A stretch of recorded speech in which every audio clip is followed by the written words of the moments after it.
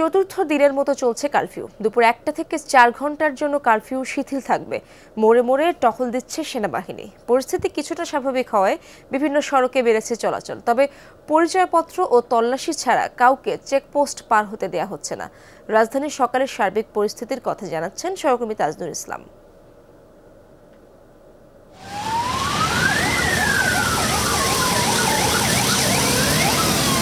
চলছে কারফিউ, তবে কারফিউর অন্য দিন আর আজকের দিনের মধ্যে একটা তফাৎ খুব স্পষ্ট, সেটি এই রাস্তায় চলাচল করা গাড়ির সংখ্যা।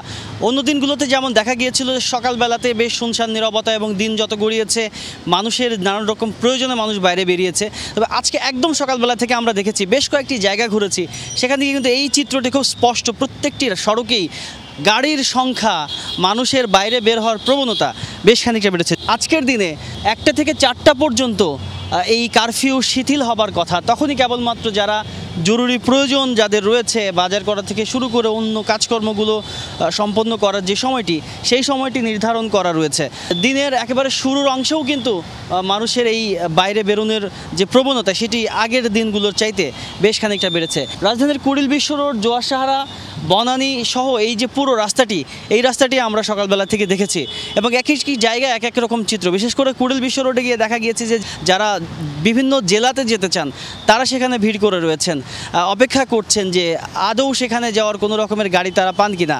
আবার জোয়ারসাহারাতে দেখেছি শুনশান নীরব রাস্তা, কিন্তু বনানীতে এসে আবার দেখা গিয়েছে প্রধান যে সড়কটি, সেখানে অসংখ্য গাড়ি আজকে চলাচল করছে। এই মুহূর্তে রয়েছি মহাখালী এলাকায়, যেখানে কয়েকদিন আগেও বেশ খানিক রকমের সহিংসতা হয়েছে।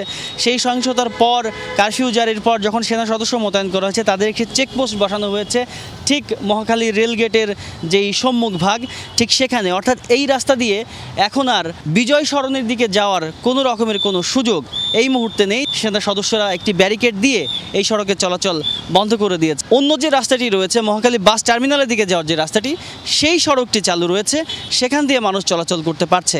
তবে একটি বিষয় যে কারফিউর অন্যান্য দিন আর আজকের দিনের এই তফাৎ, যে মানুষের চলাচলের প্রবণতা বেড়েছে। আর এই চেকপোস্টগুলোতে যখন তারা আসছেন, সেনা সদস্যরা বা অন্য আইনশৃঙ্খলা রক্ষাকারী বাহিনীর সদস্য যারা রয়েছেন, তারা তাদেরকে জিজ্ঞাসাবাদ করছেন এবং যৌক্তিক কারণ দেখাতে পারলেই কেবলমাত্র তাদেরকে এই চেকপোস্ট পাড়ি দিয়ে গন্তব্যে যাওয়ার সুযোগ দেওয়া হচ্ছে। তাজনুর ইসলাম, যমুনা নিউজ।